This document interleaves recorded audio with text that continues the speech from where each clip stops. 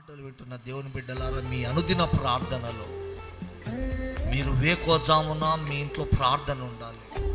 రాత్రి మీరు భార్య, భర్త, పిల్లలు, ఒకవేళ భర్త లేడా తల్లి, కూతురు, తల్లి, కొడుకు, కుటుంబ ప్రార్థన ఏం చేస్తారంటే మీ మీదికి రాబోతున్న ప్రతి కీడును తొలగిస్తారంట.